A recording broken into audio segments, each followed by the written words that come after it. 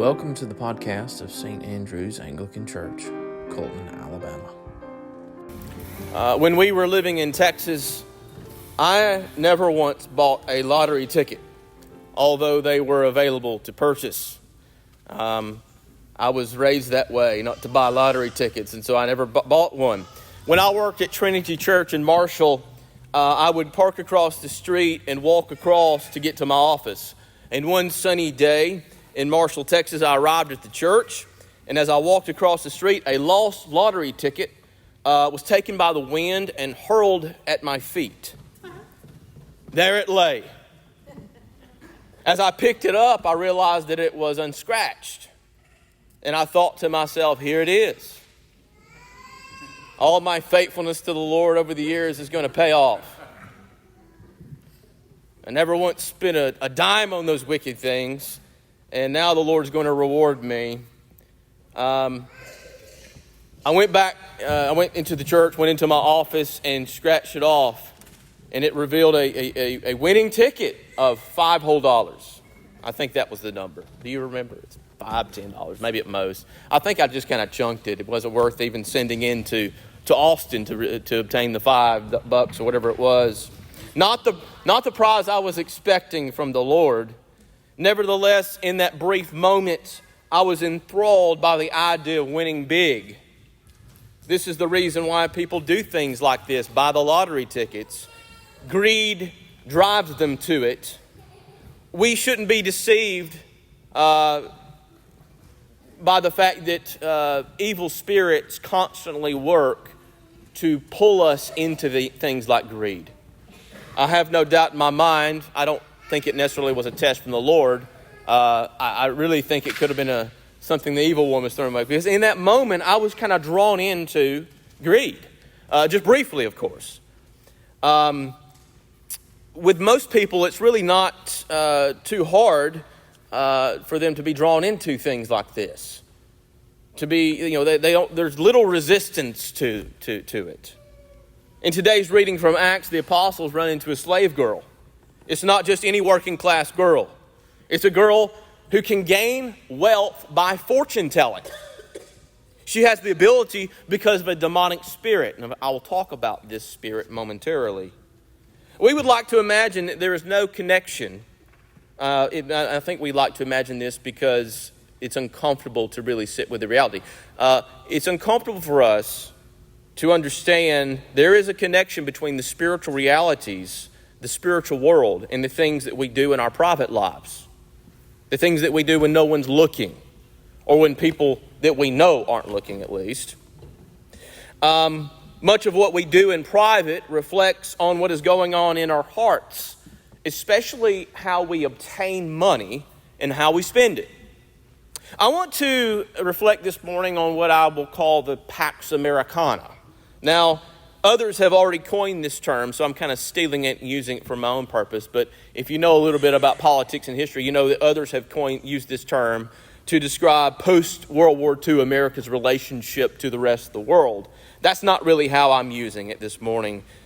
Today I want to compare us to ancient Rome and how it enables our own culture, our society enables us to indulge in sinful acts that destroy our souls. I think a lot of people have believed lies about America's relationship to the Christian faith.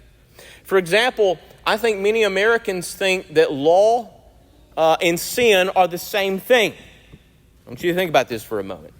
Law, American law, and sin are not the same thing. This is false. In our country, there are things that are evil that are lawful. This can create the illusion that being a good American will get you to heaven, or being a good Christian, or being a good American and being a good Christian are the same thing. They are not the same thing. This is not true.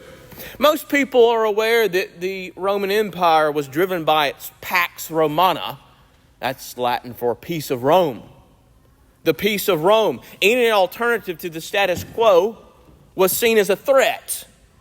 The peace and welfare of the state were above all things. Religion and politics were inseparable in Rome, and the demonic had a grip on both of those things. In Acts 16, the apostles Paul and Silas were in the Roman colony of Philippi. And by the way, it seems that Luke, the writer of Acts, is with them because he keeps saying we and us in first person plural. So it seems it's Paul, Silas, maybe a few other people. And Luke, he says we. And here in Philippi, the demon-inspired slave girl had followed them around and yelled at them for several days. This is one of those points in Acts that I can't help. God forgive me. I can't help but laugh a little bit and chuckle. Because it says right here in Acts 16, verse 17, she followed Paul and us, crying out, "These men are servants of the Most High God, who proclaim to you the way of salvation." Maybe at first they appreciated the free advertisement because they seemed to put up with it for a few days at least. But for whatever reason, they were eventually annoyed, or at least Paul was annoyed. Putting up with the demon soon wore off on the Apostle Paul. It's interesting because the Greek word here seems to communicate that he was kind of pushed to his limit. In Southern English, we might say he was fed up. Once St. Paul cast the demon from the poor girl, her masters lost their cash cow. And the apostles became disturbers of the peace. No demon, no money, disturber of the peace. Our story from Acts communicates something I think has often been repeated in church history, is that a lot of people can put up with people who just run their mouth, right? People will put up with us talking about Jesus. People will put up with people preaching about how Christ is Lord and calling others to repentance. But once the gospel affects business, now that's something that can't be tolerated. Once the gospel of Jesus Christ starts changing things in a society or requires of society to change, well, this is a problem. This is where the rubber meets the road, isn't it? Once the Spirit starts chipping away at those things that destroy the human soul, trouble will follow. Once the church starts to bring troubled souls to healing, those who love their sin will react against the church. We are far removed from ancient Rome and its Pax Romana, but the church in our society shouldn't fall asleep to the fact that it can get sucked into what I call the Pax Americana. In many ways, it has.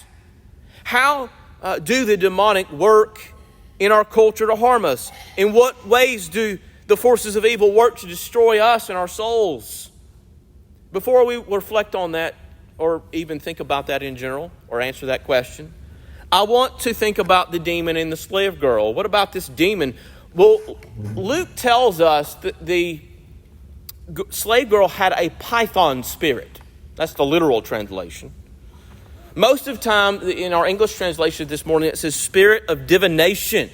Why is it translated that way? Well, in Greek mythology, the python, the Pythian serpent, was a spirit of divination and was said to have guarded the oracle at Delphi.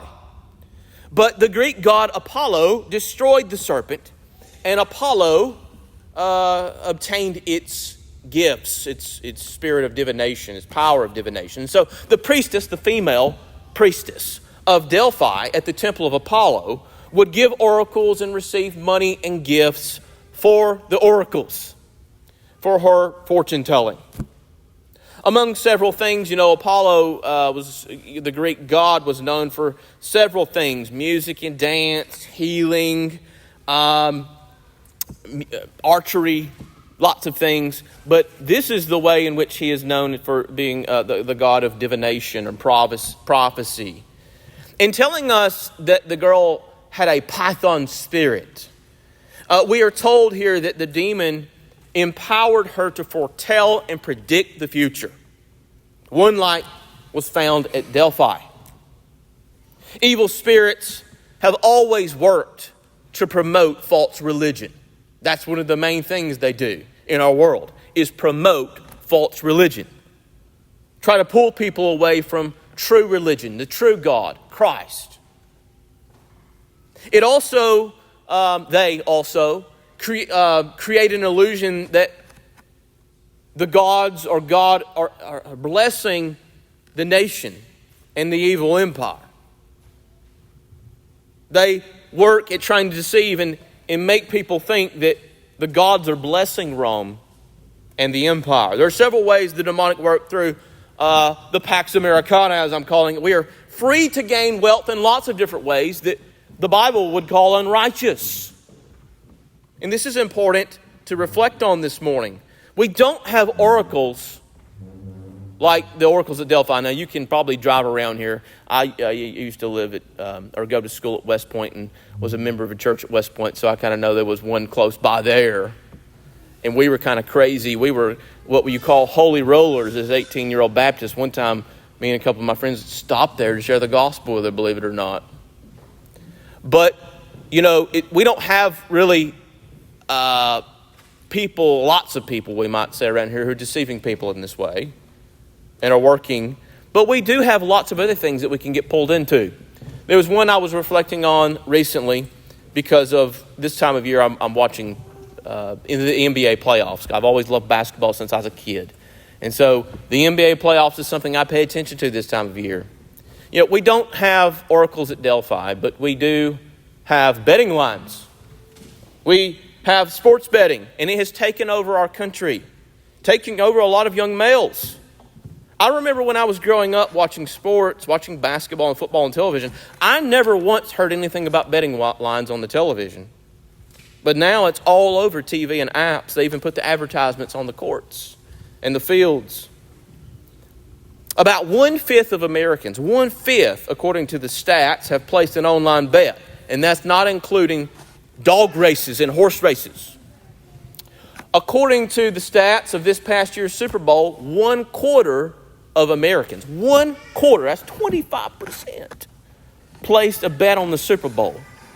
Over $1.3 billion spent on gambling on the Super Bowl. The explosion of online betting will have terrible consequences in our society. Maybe they're not being felt yet, but they will be. Because that leads to addiction to online gaming. Really, this addiction is a form of greed. And it leads people to be enslaved to debt. It fuels the love of money and produces great evils. It's amazing how many people, we all do it. We complain about gas prices. I do it like crazy. Complain about this and that, how expensive things are. We often complain about these things, I guess as we should, but yet our government and our spending in our government only reflects what is going on in the households in our country. The misuse of money. The government just seems to be a reflection of what's going on in our homes throughout the nation. Now, the demons can give short-term success, but in that process, they are working to steal, kill, and destroy. Like the demon in Philippi, they even give lip service to the one true God. And to its salvation the church proclaims. They can talk, bring attention to the salvation the church proclaims, and still be working to undermine Christ and undermine His people and enslave them to things like greed. Now, before you start thinking, oh my goodness, Father Scott, he's now resorted to being a party pooper priest. Let me say that what motivates me this morning to say these things is not some backwoods opinion or some hillbilly political opinion, because you may think of me that way, but the health of our souls in our church and an awareness of how the evil spirits work. We live in a time period where a lot of people call themselves recovering fundamentalists. Some became atheists or agnostics or joined some other kind of denomination, Christian denomination, than what they grew up in because they grew up in fundamentalist denominations. Some have thrown off these old denominations and became what they call non-denominational. And most non-denominational megachurches bill themselves as fun Christianity rather than fundamentalist. Now some become Anglicans for this same reason, unfortunately. because we are, in a good way, not burdened by weird moral restrictions or weird doctrines that other people have, right? Wilma just said earlier, I kind of laughed. She said something about other folks in other churches being offended by bringing in a bottle of water. I mean, there's lots of weird churches out there that do not have what we call fundamental historic Christian doctrines. And a lot of us are here for that reason. We want to be in touch with historic Christianity, okay? And because Anglicanism isn't burdened by all those things. And it's a good thing. I mean, some even know that the Puritans, those crazy Puritans who went up to Massachusetts, are actually the ones who landed on Plymouth Rock. Some of you may be aware that they left England originally because they were mad at King James for writing the Book of Sports, which was just saying that men could play ball on Sunday. That Sunday after church, they could go and kick a ball around. I mean, for us, that seems very odd that the Puritans would be against having some fun when you only have one afternoon the whole week to do anything fun. They saw that as evil. And so, you know, we are living in a time where we understand this. There is a fundamentalist Christianity that's not good. And of course, for me, personally, I once walked away from fundamentalism. And I felt it necessary to live by St. Paul's words found in 1 Corinthians. You know, everything is permissible, but not everything is beneficial. I grew up in a denomination where it was official teaching to abstain from the use and sale of alcohol. And once I realized that this was kind of a fundamentalist extremism, I felt it necessary to demonstrate the opposite by moderation. In other words, I can drink a glass of wine and not be a sinner. Okay? And some of you may feel this as well. I'm saying all this for a reason, of course. It took me a bit of aging and maturing to realize that there were actually good, holy things in the fundamentalism in which I was raised. It took me a bit of aging to realize in some of the things that were being said.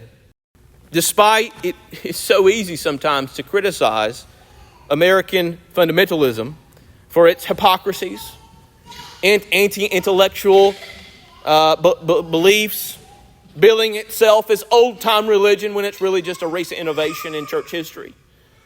Among other things, the Christianity that a lot of us inherited, especially here in the American South, was right about a lot of things, maybe for the wrong reasons, but was right about a lot of things and the dangers. I think of my grandpa when I think about this because he was just one of those southern country boys that was a Baptist preacher, never educated. But you know what? He was the one who told me to go to school. He was the one who said, son, go learn all you can. Go study all you can. And I think about my grandfather who drove around a maroon Ford truck. Maroon Ford truck. And on the back was a sticker, a bumper sticker. A white bumper sticker in capital red letters said, no lottery. It was a political statement back in the 90s. If you know anything about the state of Alabama in the 90s, it was a huge debate. It was a political statement, but it was because he understood the spiritual consequences of gambling. Wherever casinos go, crime increases, drug increases, divorce increases, and abuse of all kinds increases. Does this sound familiar? The evil one seeks to kill and destroy. From the middle school until the time I graduated high school, I had a friend who predicted football games with me. I would write out all the week's games on a piece of paper. High school, local high school sports, and college. I would write them all out. And me and him, we would predict all the scores. And we became very good at it. Like sometimes I would get the score exactly right. We were very good.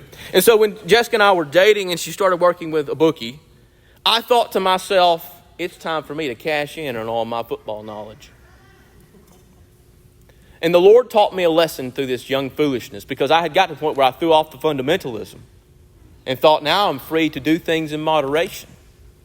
The Lord taught me a lesson. Every single week, I missed by a few points in one particular game. She can testify to this. It was all every week like a field goal. It wasn't long after this that I realized that year that this was God's grace for me. It was an act of God's grace. The losing was God's grace. Because if I had won, as I probably should have, I got all those games, 2 or 3 points. Unbelievable. If I had won, I might have become addicted to something very evil. This time of year, I tune in to watch a bit of the NBA playoffs. Unfortunately, sports betting is a big part of the conversation. A game earlier this week, the commentators introduced a question to try to get people to go to an app and gamble. And the question was, who would score the most points in the game that night? And I was watching it, and I kind of looked, and they gave you 3 names. And I said, well, it won't be any of those 3. I bet it'll be the 4th. And I said, it'll be this guy. Would you believe after the game I was right? I was right. What did this say to me? Well, when the game was over, I said to myself, I could have won some money tonight. I'm so smart. And then it hit me like a ton of bricks. Lord, have mercy upon me, a sinner. Because this was certainly a temptation from the evil one. I was on his playground in front of my television. I was on his playground. This reminded me of the words of St. Tertullian, one of the great church fathers, who once warned Christians about going to shows in the Roman Empire. It's called On the Spectacles. And he warned Christians not to be gambling at the Roman shows. Here's what he said. Quote, and by the way, this has nothing to do with gambling. This is one of the things he says about a demon at the shows. Quote, why may not those who go into the temptations of the show become accessible also to evil spirits? We have the case of the woman, the Lord himself is a witness, who went to the theater and came back possessed. In the outcasting accordingly, when the unclean creature was upbraided and having dared to attack a believer, he firmly replied, quote, in truth, I did it most righteously, for I found her in my domain. End quote. Now, I find this fascinating because Tertullian notes that the demon defended itself by saying, she came to my territory. She came to my playground. We should be cautious about where we go and who we listen to, because it may be the devil himself. Tertullian says there in that same paragraph of that what I just quoted, that Christians have died because they started keeping company with the devil. Do not be deceived this morning, brothers and sisters. I do not come to you as some uneducated fundamentalist with some agenda that's backwards and hillbilly, even though I am one. I'm a pastor who cares about the souls in this congregation, especially my children, my family as well. And what the devil does a lot of times to destroy us, we want to keep the wolves out. The thing that we want to take away today, this morning, is that spiritual gain is a lot more important than material gain. Amen? Spiritual gain is eternal. Material gain is temporary. What will it do? What good will it do to gain the whole world and forfeit our souls? What good is that? Paul and Silas were seized and brought before the local rulers in Philippi. And in Acts 16, verses 20 and 21, it says this, and when they had brought them to the magistrates, they said, these men are Jews, and they are disturbing our city. They advocate customs that are not lawful for us as Romans to accept or practice. The apostles had disturbed the Pax Americana. Paul and Silas were stripped, beaten, and thrown into prison. How did the apostles respond to such a humiliation, to such suffering? They rejoiced. Verse 25, about midnight, Paul and Silas were praying and singing hymns to God. I don't know about you, but if I'd been stripped naked and beaten in public and thrown into prison, I'd probably be crying at midnight if I was awake. They're singing hymns, some of the psalms that we They might have been singing Psalm 47 this morning. Our God is King. The Lord reigns. As the apostles rejoiced at their persecution, so we must rejoice when we seek holiness and receive backlash, or even if we're called holy rollers. The apostles rejoice because they know their suffering, their persecution leads to eternal blessings, not just for themselves, but for the world. And that eternal blessing was focused in on this story on a jailer. If you're like me, you know this story because you learned it in Sunday school. The story of the Philippian jailer. The earthquake rocks the prison. The shackles are unfastened and the prison doors are opened. The jailer wakes up seeing the prison doors open and he's going to kill himself. He takes out the sword, but Paul stops him. He says, we're all here. Then the jailer asks, what must I do to be saved? And they said to him in verse 31, believe in the Lord Jesus and you will be saved. You and your household. He and his household are baptized. The church's persecution, the church's suffering leads to salvation for others. The Philippian jailer's story reminds us that there are so many working class men and women who are just living their lives, trying to earn a living, and serving the Pax Americana to the best of their ability. But they need Christ. If we want salvation to come to our nation, to people who need Jesus, the church, that's us, we must seek holiness. We can't be dabbling in things that the devil wants to lure us into. We must seek holiness. We must not seek the Pax Americana, but the Pax Dei, the peace of God. We must not seek unrighteous material gain, but the righteous gain that will echo throughout eternity. Amen.